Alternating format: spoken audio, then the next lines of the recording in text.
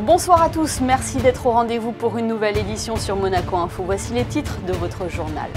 Nous recevrons ce soir Son Altesse Sérénissime la Princesse Stéphanie. Nous évoquerons ensemble la Journée mondiale du cirque qui a lieu demain, mais aussi la solidarité envers les écoles de cirque ukrainiennes.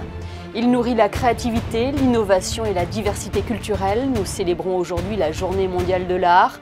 Le directeur du nouveau Musée national de Monaco, Björn Dahlström, nous apportera son regard sur cet événement. En parlant d'art, nous vous emmènerons découvrir un nouvel atelier artistique. Il s'appelle Le Quai et présente déjà sa première exposition. Et enfin, la petite balle ronde fait décidément sa star en principauté. Parallèlement au Rolex Monte Carlo Masters, l'APT Paddle Tour fait étape à Monaco. Reportage à suivre à la fin de ce JT.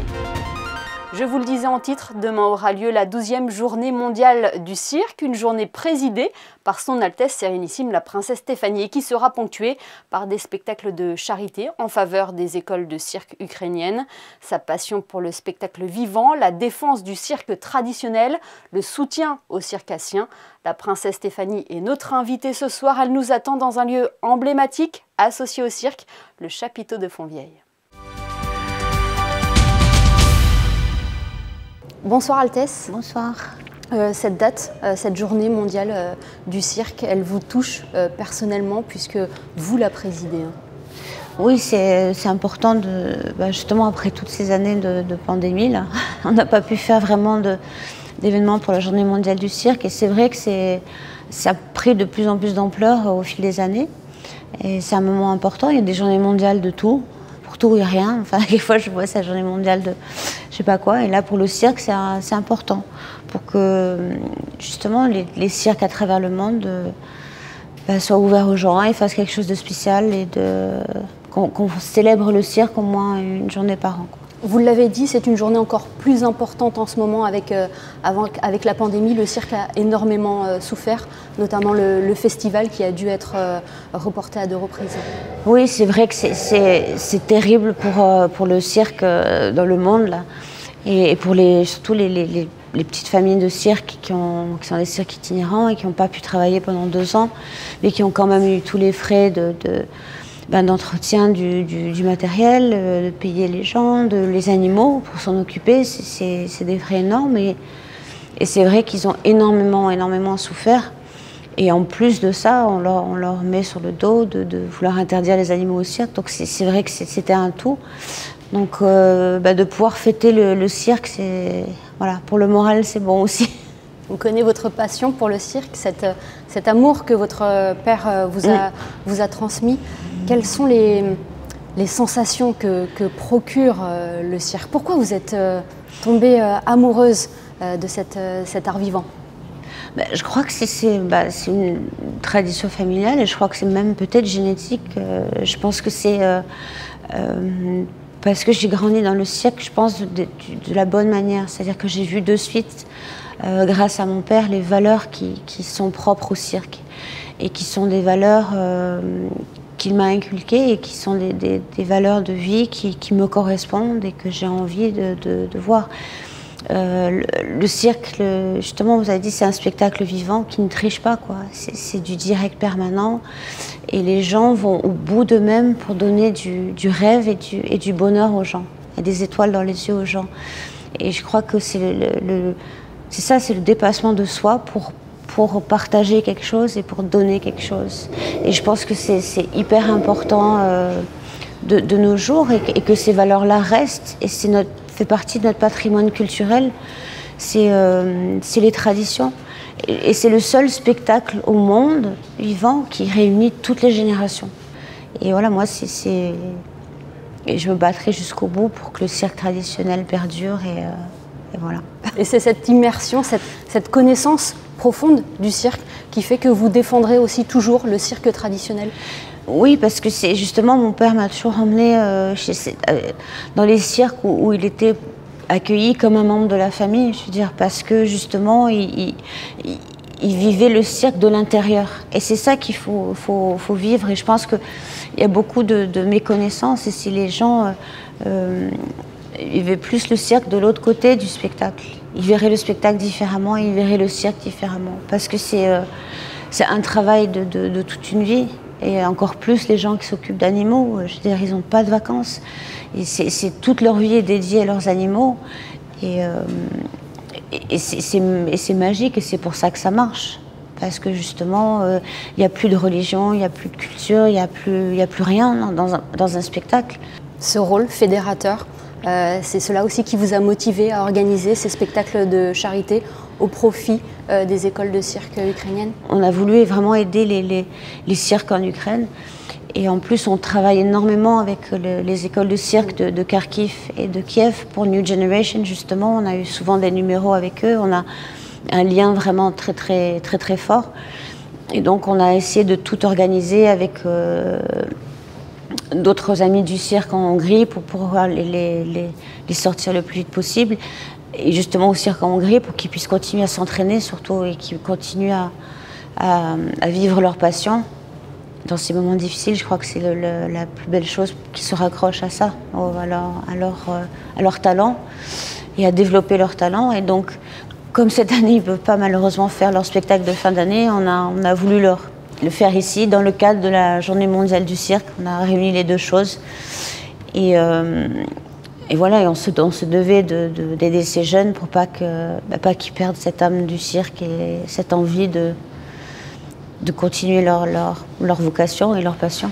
On a pu le voir au travers des années. On a la troupe Bingo qui est un peu notre symbole pour les openings et les finales.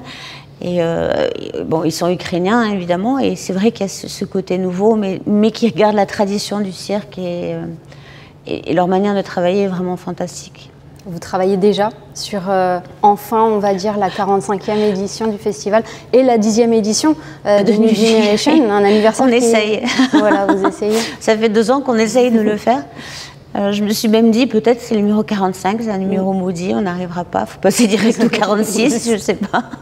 Mais bon, donc là, on avait encore une autre problématique pour le faire cette année, c'est-à-dire que, voilà, on n'a que des artistes ukrainiens et du reste du monde, parce qu'il y a une autre problématique maintenant qui se pose.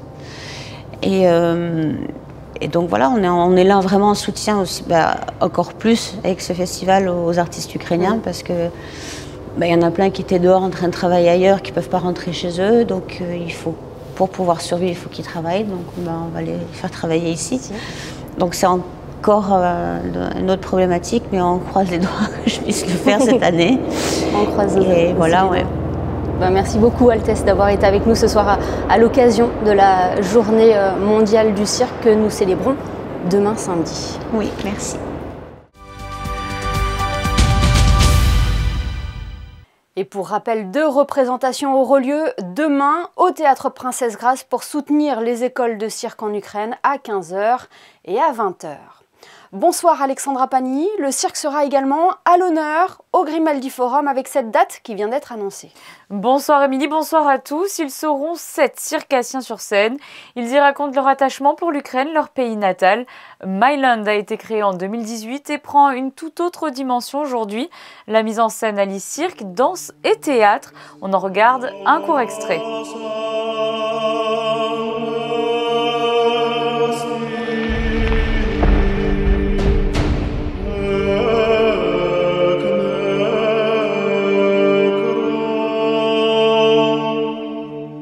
Vous pouvez d'ores et déjà réserver vos places pour le 10 juin au Grimaldi Forum et l'intégralité de la recette sera reversée à la Croix-Rouge monégasque pour l'Ukraine.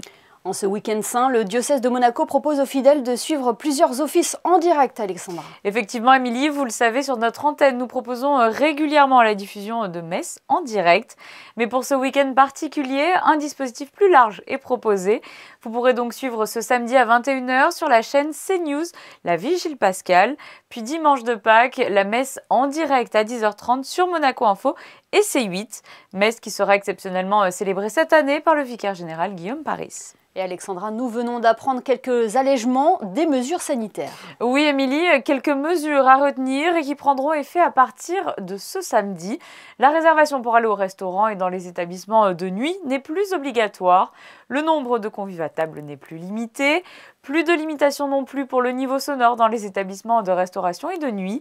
Suppression du pass sanitaire dans les établissements hôteliers. Et en cette veille de week-end pascal, il faut noter également la suppression des restrictions d'accès aux établissements de culte. Le travail à distance reste possible jusqu'au 31 mai. Et attention, le pass sanitaire pour se rendre dans les établissements de santé ou accueillant des personnes âgées est maintenu. Un point à présent sur le chantier Testimoniaux 2 qui avance à un rythme soutenu et qui impacte la circulation. Vous l'avez sûrement remarqué, le boulevard du Larvoto est de nouveau accessible sur 2 voies.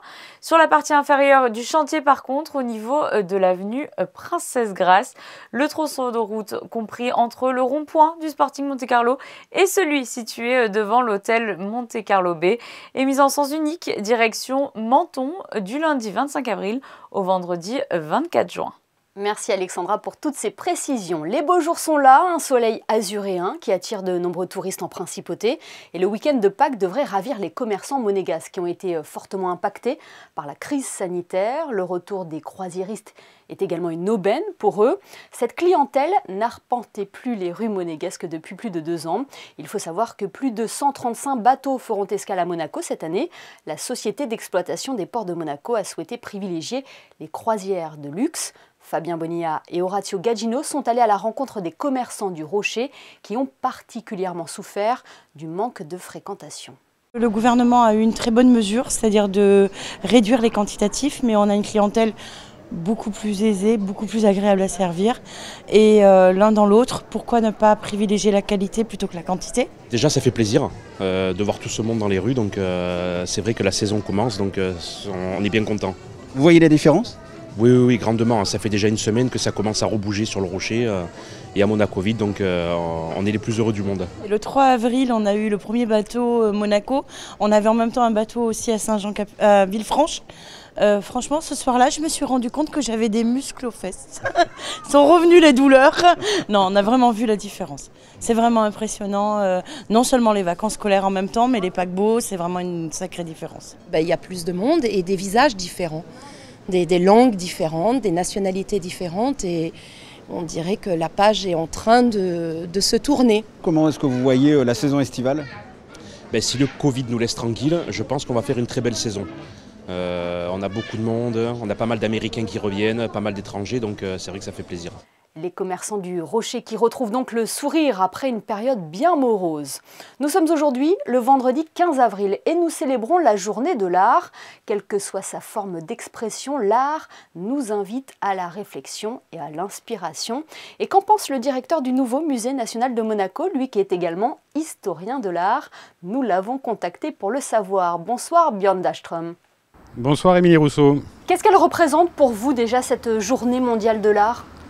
Écoutez, c'est une initiative intéressante qui a été créée il y a 3 ans, en 2019, donc juste avant la pandémie, par l'UNESCO, par sa directrice générale, Audrey Azoulay, et dont l'idée était de mettre à l'honneur l'art et de ce que ça veut dire en termes de rassemblement autour de questionnements que peuvent se poser les artistes, à la fois contemporains mais aussi patrimoniaux, et donc de célébrer une journée où le public et l'art peuvent se rencontrer. Donc forcément, elle a du sens pour moi, puisque je suis en charge d'un musée qui a cette mission, c'est une des missions premières du musée. Et quelle est la mission première de l'art selon vous, son pouvoir, ses qualités ? Alors écoutez, les artistes développent des langages, et si vous voulez, passent à travers leur pensée, leur univers, notre réalité au crible de leur pratique. Et c'est ce que nous montrons par exemple en ce moment à la Villa Paloma, juste derrière moi, cette exposition intitulée Tremblement, qui présente un ensemble d'œuvres récemment acquises par le Musée national et qui sont autant, si vous voulez, une mosaïque d'artistes qui apportent avec eux leur univers et qui sont comme l'écho des tremblements du monde. Et donc cette journée mondiale de l'art est l'occasion évidemment de se poser cette question et peut-être aussi de découvrir des univers qui nous permettent de mieux comprendre le monde à travers des pratiques très personnelles mais qui restituent quelque chose d'universel. C'est ça l'intérêt de l'art, c'est cette de générer un langage finalement qui s'adresse et qui restitue une réalité différemment à ceux qui veulent bien la regarder. Et plus personnellement, votre conception de l'art s'est forgée au gré de vos rencontres, de votre vécu, de vos voyages ? Écoutez, moi si je fais ce métier aujourd'hui, c'est parce que enfant, on m'a emmené au Louvre. Je devais avoir 12 ans, découvrir les antiquités égyptiennes, la peinture italienne, et ça a été une sorte d'épiphanie pour moi. Donc c'est aussi important que ces rencontres se fassent. C'est-à-dire qu'on provoque ces rencontres, c'est aussi ce qu'on essaie de faire au Musée national, de travailler beaucoup avec l'éducation nationale, et de faire en sorte qu'on puisse présenter une alternative à des... Pour moi, l'art est une alternative à une réalité très parfois très prosaïque. On en discutait tout à l'heure avec la princesse Stéphanie à l'occasion de la Journée mondiale du cirque qui aura lieu demain. Ce rôle de l'art, ce rôle fédérateur également, il a un pouvoir énorme. Hein. Je vais paraphraser une déclaration d'Audrey Azoulay, donc directrice générale de l'UNESCO. Elle met l'accent sur cette capacité à unir le public, à rassembler le public auprès justement de la diversité des productions comme on les retrouve à la Villa Paloma et aussi à la Villa Saubert dans le cadre de cette exposition Monaco-Alexandrie qui relate un peu l'histoire des avant-gardes et du surréalisme en Méditerranée. C'est de pouvoir unifier un public autour d'une pensée unificatrice et surtout dans sa diversité. C'est ça que je trouve intéressant, c'est de pouvoir tenir un propos à travers des points de vue différents. C'est ça qui rend les choses intéressantes. Une pluralité de points de vue. Vous mentionnez les différentes expositions au NMNM. La place de l'art à Monaco est omniprésente. Hein. Oui, et c'est tout à fait exceptionnel. Et moi, je suis très fier de travailler dans un pays, une principauté où la part est si belle, si vous voulez, la part faite à l'art est si importante, que ce soit dans les arts de la scène, les arts plastiques, la science également, la musique et bien évidemment. Donc je pense que c'est essentiel et c'est un luxe que Monaco a, de pouvoir promouvoir les artistes et l'art en principauté pour les gens qui vivent ici, mais aussi alentour et pour le monde entier. Et puis elle a été aussi une terre d'inspiration pour de nombreux artistes. Bien sûr, des artistes qu'on met à l'honneur, notamment cet été dans le cadre d'une rétrospective sur Christian Bérard, qui est un artiste essentiel et trop peu connu, qui a résidé en principauté, qui a travaillé pour les ballets de Monte-Carlo, qui est peintre, décorateur, qui a travaillé avec Jean Cocteau sur La Belle et la Bête. Le Musée national a la chance de conserver un certain nombre d'œuvres de Christian Bérard et nous organisons cet été à partir du 9 juillet une grande rétrospective sur ce travail. On a également une exposition de Helmut Newton, une rétrospective autour de tous ces clichés réalisés le long de la Riviera à la fois française et italienne que nous ouvrons à la Villa Saubert au mois de juin, le 16 juin. Là encore, un artiste qui a résidé plus de 20 ans ici et dont Monaco a été le décor, si vous voulez, d'un certain nombre de photographies qu'il a pu réaliser pour la mode, mais aussi un travail très personnel qu'on montrera pour la première fois à Monaco, à la Villa Saubert cet été. Bon, le rendez-vous est noté. Merci infiniment, Björn Dahlström, d'avoir été avec nous ce soir sur Monaco Info. Merci Émilie. Et puisque nous parlons d'art, un nouvel atelier artistique a vu le jour. Il est situé sur le quai Antoine Ier, au numéro 8. Il s'appelle tout simplement Le Quai. L'exposition présentée depuis hier rassemble les œuvres de l'artiste grec Sofia Stevi, Sandrine Nègre et Lionel Bernardi se sont rendus sur place. 4 immenses peintures drapées de 3 à 10 mètres de longueur. Dès son arrivée, le visiteur plonge quasi littéralement dans l'univers de Sofia Stevi. Un univers inspiré par des estampes japonaises, mais aussi par l'art byzantin et la culture grecque de cet artiste. It was a very active painting. You had to move it all the time. As a painter, at the end I was inside my work all the time, and it was very beautiful to be able to work this way. The story is not linear, it's more cyclical. In some places you go close, in some places you go far away, in some places it's empty and then you have a lot of information together. And I'm more interested for the viewer to come and to explore and to understand how they wanted to understand. Paysages et figures oniriques, une poésie se dégage de cette histoire sensible. Ces tissus de coton ont d'ailleurs été peints des deux côtés comme pour prolonger le voyage.